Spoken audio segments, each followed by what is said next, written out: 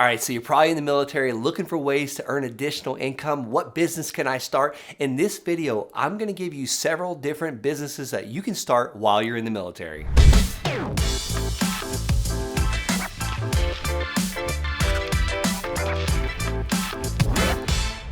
Hey guys, welcome back. In this episode, I'm gonna give you at least 7 different ways to make extra money in the military so maybe you can eventually get out if that's what you're planning to do, or just have a better lifestyle, or own the nicer home, or take better vacations when you have leave. So stick with me until the very end and I'm gonna show you how I eventually got out of the military because I was making too much darn money. All right, so it's 2010. I just got out of basic training, went to AIT in Fort Gordon, Georgia, and now it's November 2010 and I'm moving to Germany. We're moving out of the country. I've never been out of the country, and I'm now put up in a house. I'm living off post because I was married, and I just was just immersed right into the culture and the economy. Well, there was one thing I noticed that it was really hard to do in Germany because they'll only ship one vehicle. So the married couples, we're sharing vehicles. And when you live off post, like I'm stranding my wife for almost 12 hours a day because I'm like 30 minutes off post. I'm living on the economy with the Germans. I don't speak German. I'm not speaking the Deutsch, but I had to learn it. And one thing I saw, there was quite a demand, and that was for affordable cars for like soldiers like me, because we didn't want to leave our wives stranded. I wanted to leave the SUV with my wife. So I found a car for like $300. It was in the junkyard on post, and we had to like zip tie the bumper to the car. We had to like do little things like with the, I'm not sure. It just needed all kinds of work, but I found one of the mechanics in my company and I paid him like $800 to help me do all these things. So now I have $800 in repairs and I have like another $300 for buying the car. So I'm at like 9, 10, 11. I've got $1,100 into this car and I have a car now. Well, about a month later after I got this car going, they said, hey Brent, we're shipping out. We're going to Afghanistan for 1 year. And I'm like, well, okay, I'm not gonna leave this car sit for 1 year. There's probably somebody out there, another soldier coming in that's interested in this car. It turned out to be a staff sergeant, an E6. I was an E3 at the time. So an E6 bought my car for $5,000. $5,000 because he didn't want to leave his wife stranded. He had the money, so he purchased his car for $5,000 that I had $1,100 in. That's like a $3,900 profit for an E3. That was huge. So I technically drove the car for free for a couple months. That way my wife wasn't stranded. I put some money in the bank and then I deployed to Afghanistan. So that was the first way that I made an additional income in the military. When I came back, I purchased another car. This time it was a little bit more expensive. It was $1,000, but I borrowed the funds from my buddy that was like a crazy saver. He saved. He never left the barracks, but I borrowed the funds from him. I borrowed the $1,000 and I said, hey, I'll split the profits with you when we sell this car in a year, because I knew we had another deployment to Afghanistan coming up pretty soon. So we got the car all shined up. There was no repairs needed in this car. I waxed it. I cleaned it all up real good. We bought it for $1,000. I drove it for exactly 1 year and sold that one for $5,000. And I split that $4,000 profit. If you're following me, I've got $1,000 into this car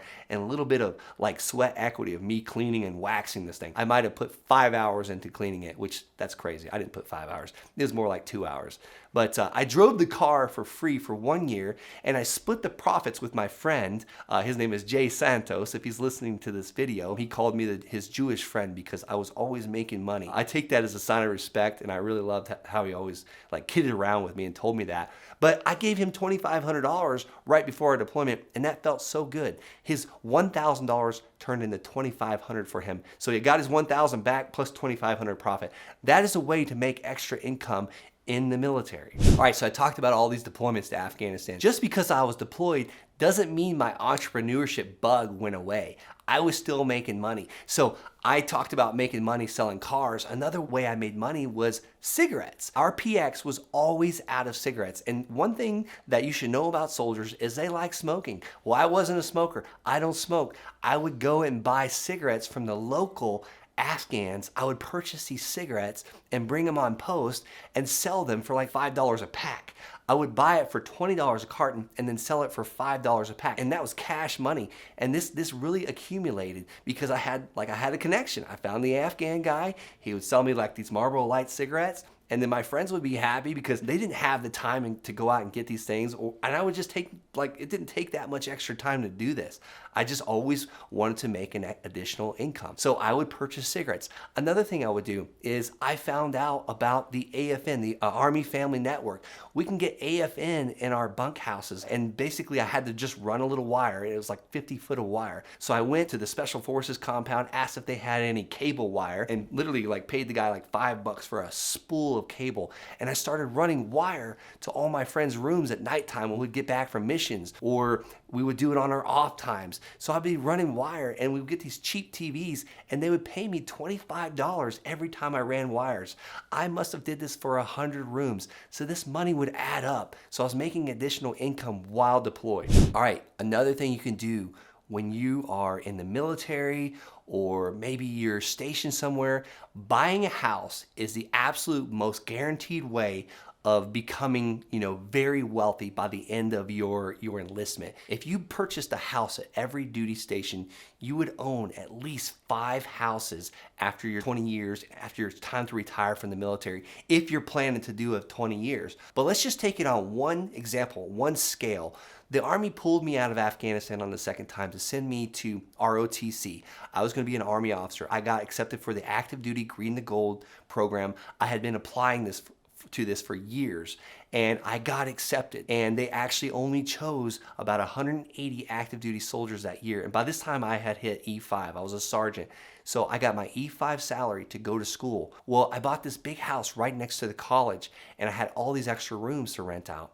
So I rented out the extra rooms to make an additional income and literally lived there for free. I think after all the bills were paid, after the mortgage, the lawn service, the internet, the electric, I still had an extra $150 left over each month after receiving the income from my roommates. All right, so let me break this down even more. So how did I buy this house right next to the college? It didn't take any money out of my own pocket. I actually used my VA loan to buy this house.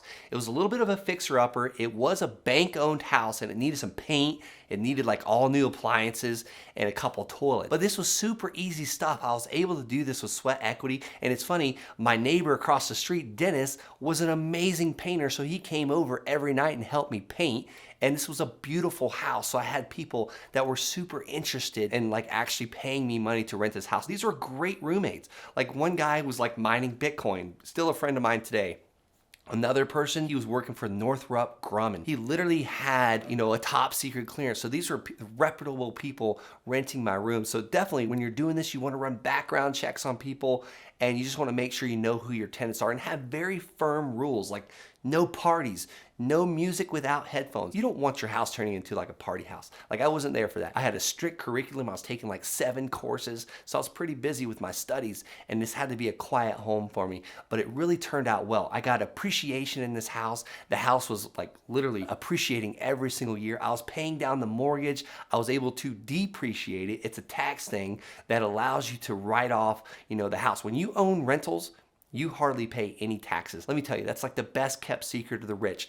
The tax code is written to provide housing and the government gives you like a benefit for that. So think about this. Look into buying rentals. All right, I've got 3 other ways, the final 3 of the 7 that I promised to you. But before I do, go ahead and subscribe to this channel. Guys, I talk about all things making money, buying land, selling land, flipping houses on this channel. Please subscribe, hit that subscribe button right now. All right, this next thing I'm gonna talk to you about is absolutely amazing. So I talked about going to college and renting that house out. Now it's time to move to Colorado. Me and my wife purchased a beautiful home next to the Cheyenne Mountain Resort right there in Colorado Springs. And after we buy this house, put a lot of money in it, and we had just had our first baby, like we were kind of broke, like we were spending tons of money. And now it's time for me to go to a 4-month mission in Fort Knox, Kentucky. So now I'm gonna leave this house sitting vacant for over 4 months. And Airbnb was still kind of new at the time. So we popped our house on Airbnb and we rented this thing out and we were making like $4,000 a month gross. Our mortgage mortgage was only about $1,000 a month. So we were pocketing almost $3,000 a month for 4 months. This was an extra boost in earning additional income while I was in the military. And guys, I talk about this in another video, the pros and cons of owning an Airbnb. Check that video out. And definitely, you can find out more about doing this, but this was a way bonus on adding additional income to our lives. Another way is you can actually get into real estate. One of the fastest, easiest ways to getting into real estate with no money and no credit is wholesaling houses. You've probably heard this before. What I would do is I would go out on my spare time, or I would be driving by a house that looked a little bit like shabby, like there was high weeds, or the roof had those blue tarps on it, or it needed painted, it was peeling paint, or there was broken down cars in the front yard. When I would see houses like this, I would put a little note on the door saying, hey, my name's Brent, I'd like to buy this house. Call me. Bam, have my phone number, and this worked. I would get houses like this. Or I would go and check out PropStream, and I would check out the notice of defaults where people were behind on their mortgages and they weren't paying their mortgages. And guys, you can get access to PropStream, a 7-day free trial, by going to the landsharkslist.com, the landsharkslist.com. There's a link below in the description. You can get a free trial of this to go and find these properties that people are not paying their mortgages. Sometimes it's called Liz Pendens, sometimes it's called notice of default, or the NOD. Basically, they're in pre-foreclosure. They're eventually going to lose the house. So that's another way of building additional income, getting these houses under contract at a discount and then selling your contract to a home flipper or a cash buyer. And then there's more ways to find out more about that. I talk about it in other videos on this channel. That's why you got to subscribe. And the final seventh point I'm gonna make is like the holy grail of what I was able to build in early 2016 that ultimately allowed me to get out of the military in 2018 with a cash flow of over $10,000 a month coming in from land payments. I was buying land at crazy massive discounts, like 10, 20, 30, sometimes 40 cents on the dollar. I was buying this land and I would pre-sell it to a buyer that would give me a down payment that would ultimately almost get all my money back out of the land. And then I would seller finance it to them for 3 years, 4 years, sometimes 5 years.